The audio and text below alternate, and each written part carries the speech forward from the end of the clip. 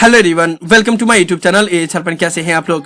जैसा कि आप सभी स्टूडेंट को पता है कि कल इग्नू की तरफ से जून 2020 एग्जाम के लिए डेट शीट रिलीज कर दिया गया कि 17 सितंबर से आप लोग के एग्जाम कंडक्ट करवाए जाएंगे। अब डेट शीट तो रिलीज कर दिया गया कि 17 सितंबर से एग्जाम कंडक्ट करवाए जाएंगे, लेकिन कैसे करवाए जाएंगे, कौन कौन सी बातों का ध्यान रखना पड़ेगा इस पैंडेमिक सिचुएशन में एग्जाम कंडक्ट करवाने के लिए, उसके लिए government of India, ministry of health and family welfare की तरफ से एक प्रॉपर गाइडलाइंस रिलीज किया गया है।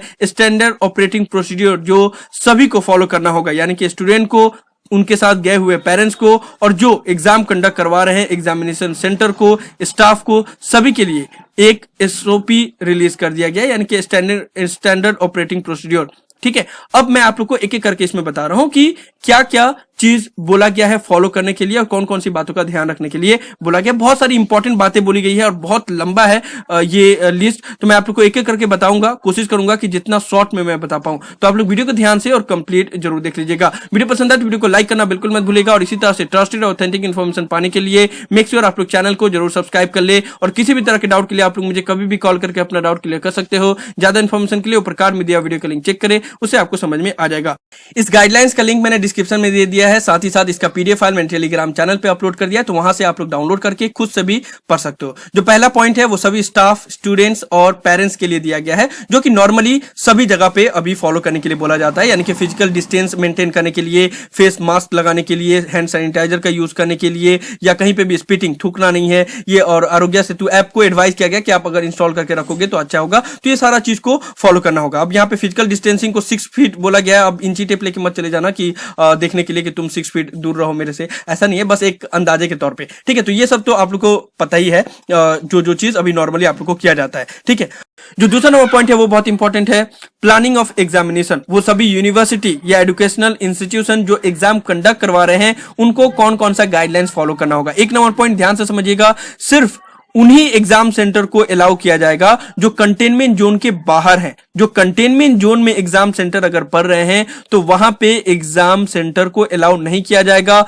अगर कोई भी स्टूडेंट या कोई भी स्टाफ कंटेनमेंट जोन से बिलोंग करता है तो उनको एग्जाम देने के लिए परमिट नहीं किया जाएगा। लेकिन अगर मान लो परमिट नहीं किया गया किसी स्टूडेंट को और वो अगर एग्जाम देना चाहता है तो उसके लिए यूनिवर्सिटी को बोला गया है कि कोई आप अदर तरीका निकालो एग्जाम लेने के लिए, या फिर उनके लिए कोई अलग डेट मुकर्रर करो जिस दिन वो एग्जाम दे सकते हैं। तो पहला नंबर पॉइंट बहुत इंपॉर्टेंट है कि जितने भी स्टूडेंट कंटेनमेंट जोन से बिलोंग करते हैं उनको एग्जाम देने के लिए परमिट नहीं किया जाएगा और स्टाफ को भी अलाउ नहीं किया जाएगा। अब बहुत से स्टूडेंट को ये डाउट होगा कि कैसे पता चलेगा कि आप कंटेनमेंट जोन में हो या नहीं हो। तो उसके लिए देखो, जितने भी स्टेट हैं सभी ने अपना स्टेट का डिस्ट्रिक्ट वाइज कंटेनमेंट जोन का लिस्ट रिलीज कर दिया है और उनके वेबसाइट पे मिल जाएगा। आप लोग जस्ट गूगल पे सर्च करोगे तो आपको वहां पे मिल जाएगा। जैसे मैं अपने स्टेट का बता रहा हूं, वेस्ट बंगाल में इतने सारे कंटेनमेंट जोन का पूरा लिस्ट है। जैसे यहाँ पे देखो, कोलकाता, हावड़ा, साउथ 24 परगना, नॉर्थ 24 परगना, हुगली, नदिया, इतने सारे हैं। जैसे मान लो मैं एक एग्जाम्पल के तौर पर मुर्शिदाबाद का दिखा रहा हूँ। मुर्शिदाबाद में 44 कंटेनमेंट जोन है। अब यहाँ पे देखो, यहाँ पे पूरा लिस्ट दिया गया है कि कौन कौन सा कंटेनमेंट जोन है। देखो, बेल डांगा, बरहमपुर, उसके बाद से यहाँ पे उसके अंदर में कौन कौन सा है, भरतपुर, उसके अंदर में जो एड्रेस है उसको पूरा बता दिया गया है। ठीक है, तो 44 पूरा है। रघुनाथगंज भी है उसमें, रघुनाथगंज तो रीजनल सेंटर ही पड़ता है। खैर, तो उसके अंदर में जो भी है तो उसका लिस्ट यहाँ पे दे दिया गया। तो उसी तरीका से जितने भी अदर स्टेट हैं उनका भी लिस्ट दिया गया। तो आप लोग देख लो कि क्या आप उस कंटेनमेंट जोन में पढ़ते हो या नहीं। अगर आप उस कंटेनमेंट जोन में पढ़ते होगे तो फिर आपका एग्जाम कंडक्ट नहीं करवाया जाएगा या आपको एग्जाम में अपेयर होने का मौका नहीं दिया जाएगा। इसके ऊपर इग्नू की तरफ से अभी कोई गाइडलाइंस रिलीज नहीं किया गया है, लेकिन जल्द ही गाइडलाइंस रिलीज की जाएगी कि जो भी स्टूडेंट अगर कंटेनमेंट जोन से बिलोंग करते हैं तो उनका एग्जाम अगर नहीं होगा या उनको परमिट नहीं किया जाएगा तो फिर दोबारा एग्जाम कब होगा, या उनके लिए जो बोला गया है कि कोई अदर वे में एग्जाम लेने के लिए तो वो कैसे यूनिवर्सिटी कराएगा, उसके बारे में भी अभी गाइडलाइंस रिलीज की जाएगी। क्योंकि ये भी जो गाइडलाइंस है वो भी 2 सितंबर को रिलीज किया गया है और इग्नू की तरफ से डेट शीट भी 2 सितंबर को रिलीज किया गया है। तो जाहिर सी बात है कि इतना जल्दी तो यूनिवर्सिटी फैसला नहीं लेगा, इसके ऊपर कुछ दिनों में रिलीज किया जा सकता है। अभी भी इग्नू के पास 15 दिन का टाइम है, 17 सितंबर से एग्जाम स्टार्ट होने वाला है, तो उससे पहले जरूर इसके बारे में भी बोला जाएगा।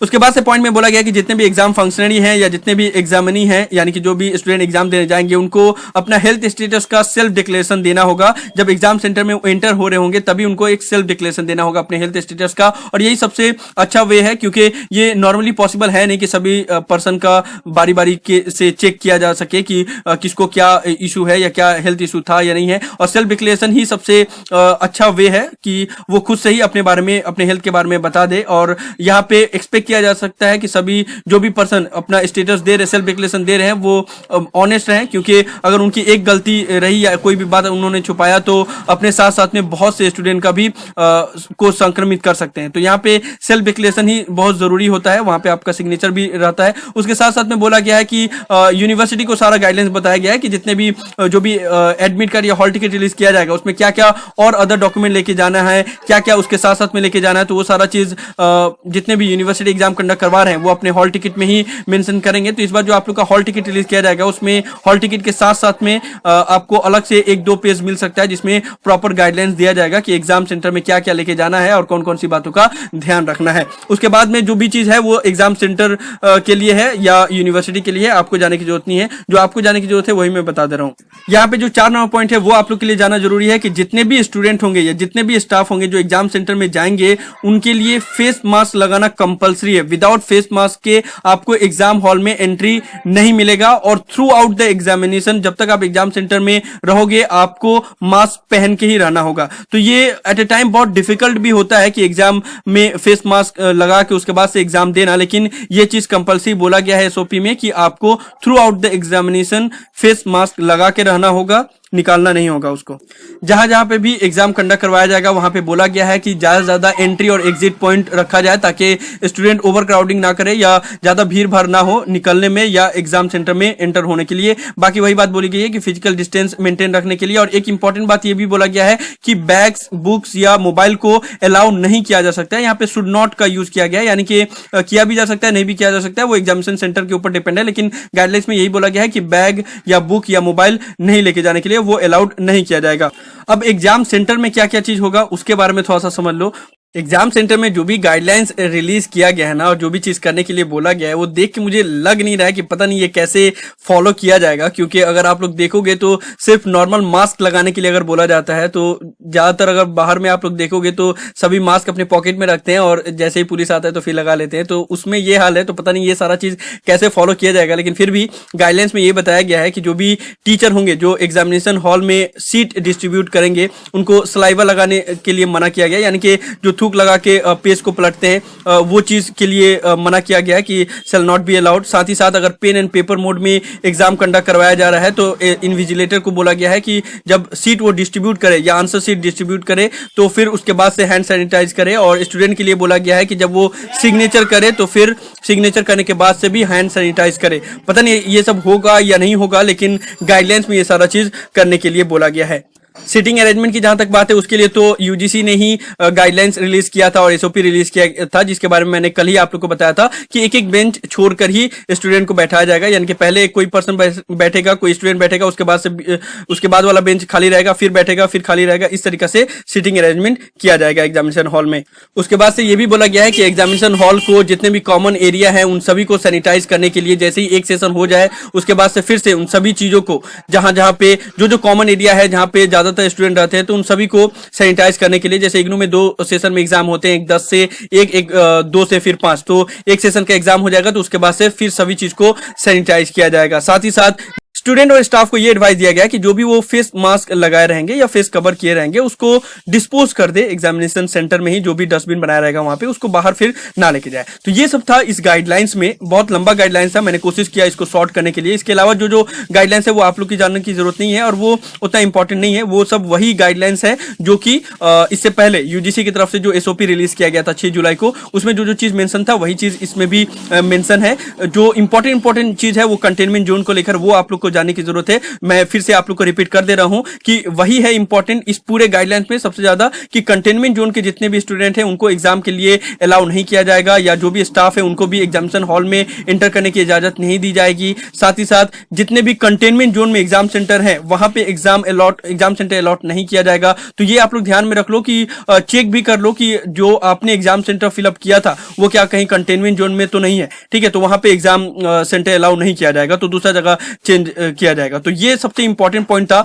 और साथ ही साथ अगर कोई स्टूडेंट इंसिस्ट कर रहा है कि मुझे एग्जाम देना है, भले उसके अंदर सिम्टम पाया गया हो, तो ऐसे स्टूडेंट को आइसोलेशन रूम में रखा जाएगा और वहीं पे वो एग्जाम दे सकता है। यानी कि हर एक एग्जाम सेंटर में एक आइसोलेशन रूम भी बनाया जाएगा, ये हिदायत दिया गया है इस गाइडलाइंस में। और मुझे जहां तक लगता है कि जो कंटेनमेंट जोन के लिए गाइडलाइंस है ना, जो इंपॉर्टेंट पॉइंट है, और बोला गया है यूनिवर्सिटी को अलग सा गाइडलाइंस रिलीज करने के लिए या अलग सा डेट मुकर्रर करने के लिए, मुझे लग रहा है यूनिवर्सिटी करेगी तो बहुत अच्छा है, नहीं करेगी तो वही आपको 3 नंबर ही पॉइंट को फॉलो करना होगा। जो भी स्टूडेंट अगर कंटेनमेंट जोन से रहेंगे तो उनको भी आइसोलेशन रूम में दिया जा सकता है, ये मेरा मानना है। लेकिन लेट्स सी यूनिवर्सिटी कोई गाइडलाइंस इसके बारे में रिलीज करती है या नहीं, कि कंटेनमेंट जोन के स्टूडेंट के साथ क्या किया जाएगा, या उनको कब एग्जाम होगा, या फिर उनका कोई अदर मीन या अदर वे में एग्जाम लिया जा सकता है या नहीं। ये कुछ दिनों में अगर यूनिवर्सिटी रिलीज करती है कोई गाइडलाइंस तो पता चल जाएगा। तो ये सब था इस वीडियो में। मैं आप लोग को ये सभी जो इंपॉर्टेंट गाइडलाइंस है रिलीज किया गया गवर्नमेंट ऑफ इंडिया की तरफ से एग्जाम को लेकर, ये इसके बारे में सभी इंफॉर्मेशन देना चाहा था। ये गाइडलाइंस सभी के लिए है, स्टूडेंट के लिए भी, पेरेंट्स के लिए भी, और जितने भी एग्जामिनेशन कंडक्ट करवा रहे हैं, जो भी यूनिवर्सिटी, जो भी एजुकेशनल इंस्टीट्यूशन, उनके लिए भी है, और जो स्टाफ रहेंगे एग्जामिनेशन सेंटर में उनके लिए भी है। तो ये सभी इन्फॉर्मेशन बहुत यूजफुल है, आप लोग डेफिनेटली सबके साथ शेयर करें ताकि उनको भी ये सभी इन्फॉर्मेशन मिल पाए। अगर आपको वीडियो पसंद आया होगा तो वीडियो को लाइक जरूर कर दिएगा, और किसी भी तरह के डाउट के लिए आप लोग नीचे कमेंट बॉक्स में लिख सकते हैं, या मुझे डायरेक्टली कॉल करके भी अपना डाउट क्लियर कर सकते हो। अगर आप लोग चाहे तो इंस्टा मोजो पे सपोर्ट भी कर सकते हो, उसके लिए भी लिंक डिस्क्रिप्शन में दिया हुआ है। साथ ही साथ इंस्टाग्राम, टेलीग्राम और ट्विटर पे भी मुझे फॉलो कर सकते हो, सभी चीज पे मैं अवेलेबल हूं, सभी का लिंक डिस्क्रिप्शन में दिया हुआ है। So thank you so much for watching this video, have an awesome day, thank you so much.